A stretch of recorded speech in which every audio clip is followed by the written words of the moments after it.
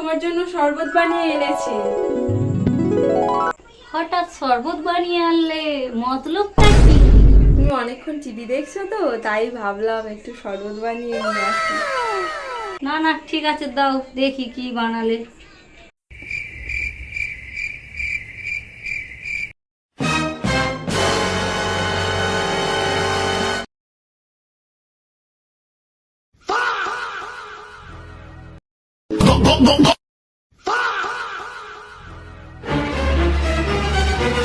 মা, তোমার খাওয়া শেষ? ওর মধ্যে জামাল ঘোটা মিশিয়েছি।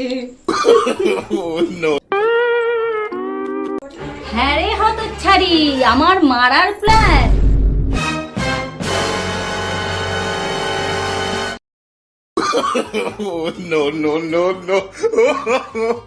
থাক, অত অ্যাক্টিং করতে হবে না, কিছু মেশাইনি।